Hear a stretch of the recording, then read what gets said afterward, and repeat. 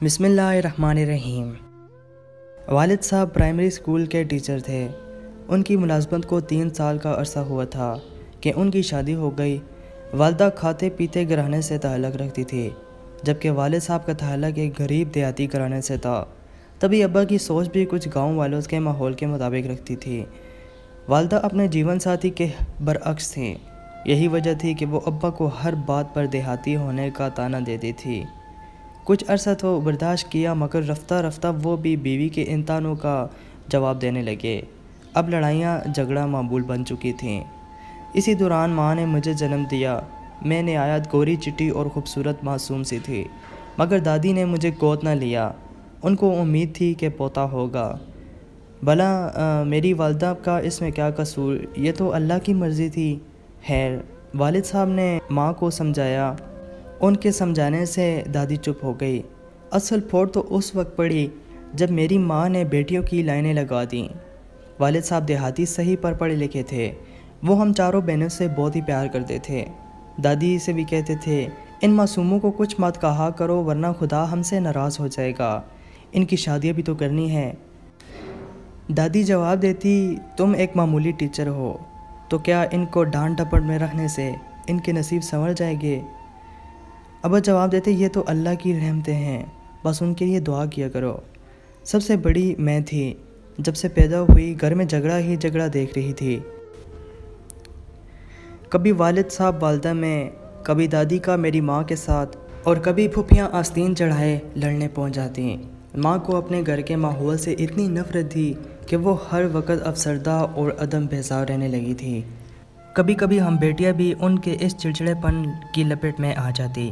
ظاہر ہے میرے حساس ذہن نے ان حالات کا بہت اثر لیا تھا۔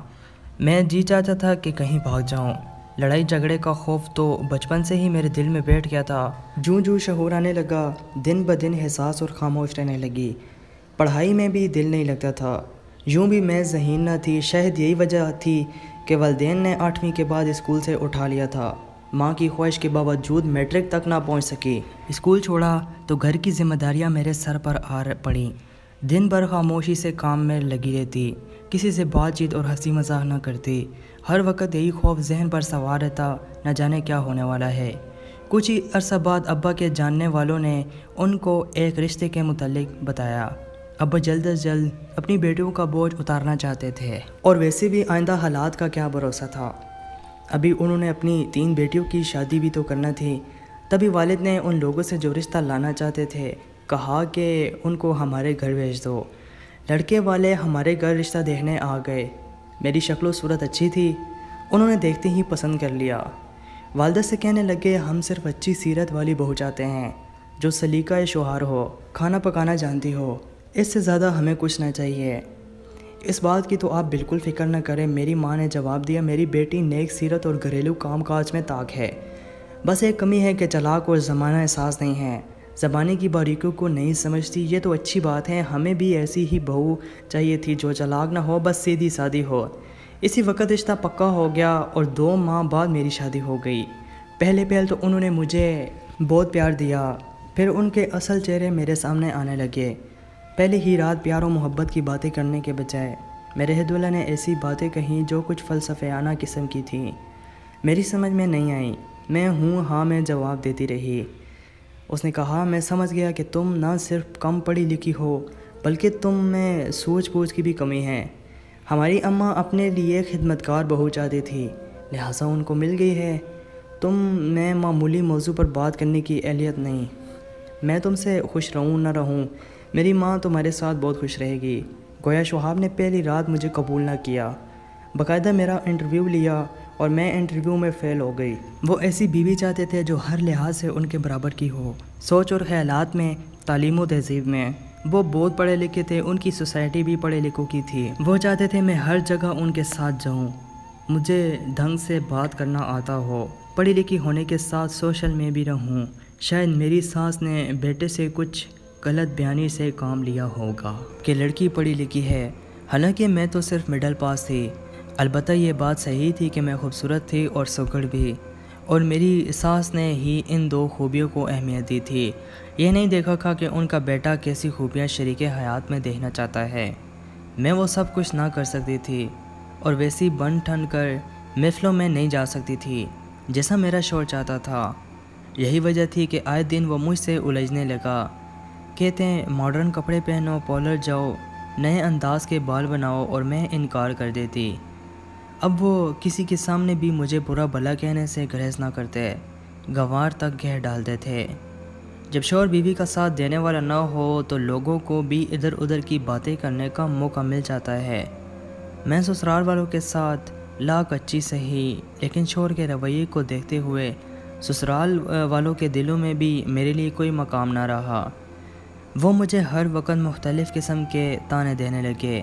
ہر وقت ان کی زبان پر میرے لیے یہ الفاظ ہوتے: ہمارا بیٹا اتنا خوبصورت، اچھی نوکری والا، پڑھا لکھا، جانے اس نے اپنی بیوی کے کیسے کیسے خواب دیکھے ہوں گے۔ اس نے تو فیصلہ ہم پر چھوڑا تھا، ہم ہی نے اس کے خواب، اس کے تمام ارمان مٹی میں ملا دیے۔ نندی بھی ماں سے اب یہی کہنے لگی: جب ہمارا بھائی شادی سے خوش نہیں تھا تو ایسی بیوی کس کام کی؟ ہمارا بس چلے تو ہم اپنے بھائی کی دوسری شادی کروا ڈالیں۔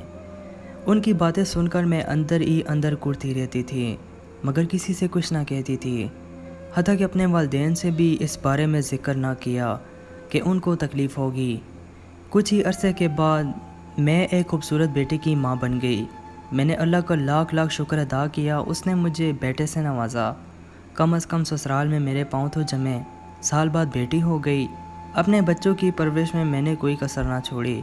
اپنی طرف سے میں ان کی پرورش اچھے طریقے سے کر رہی تھی، ان کی طرف ہر وقت متوجہ رہتی اور اپنی جان ان پر نچھاور کرتی تھی۔ اس پر بھی میرے شوہر اور سسرال والے کہتے تھے: ان پڑھ ہے کیوں کر صحیح طرح بچوں کی پرورش کر رہی ہے، کاش ہم پڑھی لکھی بہو لاتے۔ میں یہ سب اس لیے برداشت کر رہی تھی کہ اب بھی میری 3 بہنوں کی شادیاں نہیں ہوئی تھی، نہیں چاہتی تھی کہ میری وجہ سے ان کا مستقبل خراب ہو۔ میں نے خود کو بدلنے کی بہت کوشش کی کہ ویسی بن جاؤں جیسا شوہر اور اس کے گھر والے دیکھنا چاہتے ہیں، مگر ناکام رہی۔ کافی حد تک حالات سے سمجھوتا کر لیا، لیکن انسان چلتا تو اپنی فطرت پر ہے۔ پھر میں نے خود کو حالات کے دہاڑے پر چھوڑ دیا۔ میں اپنی ماں کا حال دیکھ چکی تھی اور سبق حاصل کر چکی تھی کہ مقابلہ کرنے اور جواب دینے سے بہتر ہے کہ عورت چپ رہے۔ اسی طرح ہی وہ اپنے بچوں کے لیے گھر کی فضا میں سکون لا سکتی ہے، ورنہ بچے پریشان ہوتے ہیں۔ اب تو میں 4 بچوں کی ماں تھی، خوب جانتی تھی کہ ترکی بے ترکی جواب دینے سے جھگڑا بڑھتا ہے۔ اس طرح حالات بہتر نہیں ہوتے بلکہ اور خراب ہوتے ہیں۔ بے شک میں نے بہت صبر سے کام لیا، لیکن آخر تو انسان تھی۔ اب میرے صبر کے بندھن ٹوٹ رہے تھے۔ میں خوب رونا چاہتی تھی، اپنی حالت کے بارے میں کسی کو بتانا چاہتی تھی، مگر یہاں میرا کوئی اپنا نہ تھا جو میرے دکھ درد بانٹ سکتا۔ تبھی سب درد غم اپنے سینے میں دفن کرتی جا رہی تھی۔ نتیجہ یہ ہوا کہ بیمار پڑنے لگی۔ ایک بار بیماری غالب آ جائے اور حالت بہتر نہ ہو تو پھر بیماری بار بار حملہ آور ہوتی ہے۔ میں آئے دن بیمار رہنے لگی۔ وہ جو ایک خوبی مجھ میں تھی کہ میں بہت خوبصورت تھی، جس کی وجہ سے ساس نے مجھے اپنے بیٹے کے لیے پسند کر لیا تھا، دن بدن وہ بھی حسن میرا جاتا ہی جا رہا تھا۔ حسن گہنا ہو گیا، آنکھوں کے نیچے گرد سیاہ حلقے پڑ گئے، چہرہ بے رونق اور رنگ سیاہ اڑا اڑا سا ہو گیا۔ تھوڑا سا کام کرنے سے سانس پھولنے لگتا، آرام کی نیت سے ذرا سا لیٹ جاتی تو گھر میں شور برپا ہو جاتا کہ ہم تمہیں آرام کرنے کے لیے تو نہیں لائے تھے، سارے گھر کا کام پڑا ہے، اگر ہر وقت پلنگ پر بچھی رہے گی تو کام کون کرے گا۔ ان باتوں سے بچنے کے لیے مجھ کو مجبوراً کام کرنا پڑتا۔ نندے کالج چلی جاتی تھی اور ساس کہتی میں تو بوڑھی ہوں، کام کیسے کر سکتی ہوں، کام تو تم کو ہی کرنا پڑے گا۔ وہ ملازمہ بھی نہ رکھتی تھی، ان کو نوکرانیوں کا کام پسند نہیں آتا تھا۔ ان ذلت آمیز جملوں سے بچنے کی خاطر مرتا کیا نہ کرتا، مجبوراً اٹھ کر کام کرنے لگتی۔ شوہر رات گئے آتے اور آ کر سو جاتے جیسے ان کو مجھ سے کوئی کام ہی نہ ہو، کبھی میٹھا نہ بولتے۔ ہم ایک ہی کمرے میں 2 اجنبیوں کی طرح زندگی گزار رہے تھے۔ وہ میرے ہو کر بھی میرے نہ تھے، ایک عزت دار شخص کی بیوی تھی، لیکن تمام رشتوں کے ہوتے ہی تہمی دامن چھٹ زر تھا۔ شہاب نے کبھی نہ پوچھا کہ تم کو کچھ چاہیے، میری عادت ویسے بھی نہ تھی کچھ مانگنے کی، جو مل جاتا لے لیتی، جو مل جاتا پہن لیتی۔ میں نے یہ سب کچھ اپنی قسمت کا لکھا سمجھ کر چپ کا روزہ رکھ لیا۔ میں روز روز کے جھگڑوں سے گھبراتی تھی، اس لیے چپ رہتی تھی کہ میرا انجام بھی میرے والدین جیسا نہ ہو۔ وہی تاریخ دہرائی جا رہی تھی، فرق صرف اتنا تھا کہ وہاں میری اماں روبدار تھی، یہاں میرا شوہر۔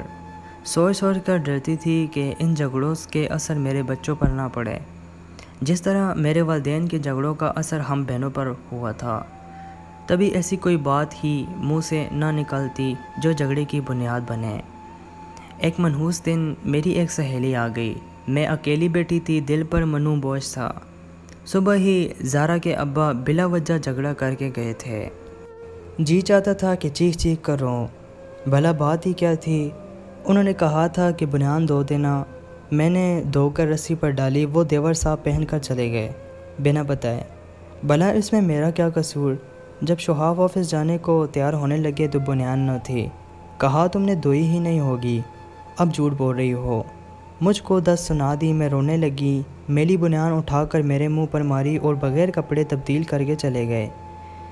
نندے کالج اور بچے اسکول جا چکے تھے، ساس بھی پڑوس میں چلی گئی، میں اکیلی ہی بیٹھی تھی کہ فاضلہ آ گئی۔ یہ برسوں بعد مجھ سے ملنے آئی تھی۔ مجھ کے روتے ہوئے دیکھ کر پوچھا کیا ہوا؟ مجھے اس وقت کسی غمگسار کی ضرورت تھی۔ ذرا سی ہمدردی پا کر پھٹ پڑی، اس کے کندھے پر سر رکھ کر خوب روئی۔ تو اس نے کہا بے ہمت بنی ہوئی ہو اس لیے اتنا دکھ سہ رہی ہو، ذرا ہمت سے کام لو پھر دیکھو کیا ہوتا ہے۔ تو کیا کروں فاضلہ، کدھر جاؤں؟ باپ بیچارہ کمزور بوڑھا جس کے در پر 3 بیٹیاں بن بیائی بیٹھی ہیں۔ خامن کو کہہ دو میں جا رہی ہوں، چند دن میں کی چلی جاؤ، بچے بھی چھوڑ جاؤ، یہ بچے سنبھالیں گے، گھر کا کام کریں گے تو جلدی تمہاری قدر آ جائے گی۔ جانے میں کس موڈ میں تھی کہ بچوں کے اسکول سے لوٹ آنے کا بھی انتظار نہ کیا۔ گھر کی چابیاں پڑوسن کو تھما کر کہا ساس آئے تو کہہ دینا مومنہ چلی گئی ہے، اپنا گھر بار پوتے پوتیاں سنبھالو، میں اب اس عقوبت خانے میں نہیں رہ سکتی، مجھے مت ڈھونڈنا، مہ کے نہیں جا رہی، میں اب تمہارے گھر بھی لوٹ کر نہیں آؤں گی۔ سہیلی کے اکسانے پر بغیر سوچے سمجھے گھر سے قدم نکالا۔ نہیں جانتی تھی کہ یہ قدم مجھے بہت مہنگا پڑے گا، ہمیشہ کے لیے بچوں کا منہ دیکھنے کو ترس جاؤں گی۔ اے کاش اس وقت عقل سے کام لیتی اور اپنی والدہ کو گھر سے بلوا کر اس کے ساتھ ہی چلی جاتی۔ فاضلہ کے گھر تمام دن رہی، رات آئی تو سوچا کہ مہ کے جاؤں، کم از کم ان کو بتاؤں کہ کہاں ہوں اور کیسے حالات سے نکلی ہوں۔ رات کو ماں کے پاس پہنچی، وہاں میرا ماتم تھا کہ خدا جانے کہاں گئی، کس کے ساتھ بھاگ گئی۔ میں نے ماں سے کہا میں کسی کے ساتھ نہیں بھاگی، فاضلہ کے گھر تھی۔ ماں نے کہا اول تو گھر سے قدم نہیں نکالنا تھا، اور اگر آنا ہی تھا تو مجھے فون کرتی، میں آ جاتی، گھر کی چابیاں میرے سامنے ساس کے حوالے کرتی، اب تو تجھ پر ہر 100 طرح کے الزامات لگ چکے ہیں، وہ تو تھانے تیری گمشدہ کی اطلاع درج کروانے جا رہے ہیں کہ بہو ہمارے گھر سے نقدی اور زیورات بھی لے کر گئی ہے اور نہ جانے کس کے ساتھ گئی ہے۔ میں نے یہ سنا تو ہوش اڑ گئے، یہ تو سوچا بھی نہ تھا کہ ایسے بھی ہوتا ہے۔ ابا الگ حیران تھے کہ اب کیا کریں، فوراً بھاگے ہوئے گئے، میرے خاوند کو بتایا کہ سہیلی کے گڑبڑ تھی، ہمارے گھر آ گئی ہے، وہ نہ مانے، بولے کہ ہم کیا جانیں سہیلی کے گھر تھی یا کہاں تھی، اب ہم اسے نہیں رکھیں گے، اتنا لحاظ کرتے ہیں کہ تھانے میں رپورٹ نہیں لکھواتے، کچھ گھر سے لے کر نہیں گئی، مگر اب ہم اس کو گھر واپس نہیں لائیں گے۔ والد صاحب غمزدہ واپس آ گئے، تینوں بہنیں بھی رونے لگیں کہ ان کو بھانجے اور بھانجوں سے بہت پیار تھا، اور اب تو ان سے ملنا نصیب کی بات تھی کہ بچے بھی میں ان کے باپ کے گھر چھوڑ کر آ گئی تھی۔ یہ ہے عورت کی حیثیت اور اس کی خطا، قصوروار نہ بھی ہو تو سزا ملتی ہے، اور ہر قدم سسرال میں پھونک پھونک کر رہنا پڑتا ہے۔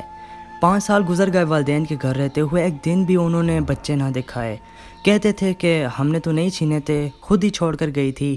بچوں کی صورت دیکھنے کو ترس گئی، سب کہتے کہ بچے تو اب عدالت سے ملیں گے، وہ بھی کہتے ہیں کہ ہاں عدالت کا دروازہ کھٹکھٹاؤ، عدالت تم کو بچے دیتی ہے تو ہم بھی دے دیں گے۔ بچوں کی یاد ستاتی تو کلیجہ منہ کو آنے لگتا، اور وہ میرے بغیر کیسے تیار ہو کر اسکول جاتے ہوں گے، کیا سوچتے ہوں گے کہ ان کی ماں کہاں چلی گئی، نہ جانے سسرال والے ان سے میرے بارے میں کیا کہتے ہوں گے، کیسی الٹی سیدھی باتیں ان کو میرے بارے میں بتاتے ہوں گے، کتنی اذیت ان کو ملتی ہوگی اور کتنی مجھے ملی۔ क्या हासिल हुआ मुझे? इससे तो वही हालत अच्छी थी कि अपने घर में अपने बच्चों के पास तो थी। बच्चे मेरी आंखों के सामने रहते तो थे, मुझे उनके काम करके सुकून मिलता था। काश मैं ही कुछ और सब्र कर लेती और सहेली के उकसाने में घर ना छोड़ती। वालिद साहब कहते हैं, बेटी सब्र से रहो, किसी दिन शवाब को ख्याल आएगा और वो आकर ले जाएंगे। हम शरीफ लोग हैं, अदालत जाएंगे और ना तलाक मांगेंगे। सुना है कि सास बेटे के लिए लड़की ढूंढती फिरती है, लेकिन 4 बच्चों का सुनकर लोग परे हट जाते हैं। दिन रात दुआ करती हूँ कि अल्लाह मेरे दिन फेर दे, शवाब को मेरा ख्याल आ जाए और वो मुझे इस अजियत से निकाल ले, ताकि मैं अपने बच्चों में जाकर आबाद हो जाऊँ। सच कहती हूँ कि बच्चों की जुदाई भी बहुत तकलीफ दे होती है। उनसे जुदा रह कर माँ कभी सुकून से नहीं रह सकती। ये माँ ही है जो बच्चों की हिफाजत कर सकती है। इसलिए घर से कदम निकालते वक्त औरत को 100 बार सोचना चाहिए। मज़ीद सच्ची कहानियाँ सुनने के लिए मोहम्मद इस्माइल वॉइस चैनल को ज़रूर सब्सक्राइब करें और साथ में दिए गए बेल पर क्लिक करें। इंशाअल्लाह अगली वीडियो में मुलाकात होगी। अल्लाह हाफ़िज़।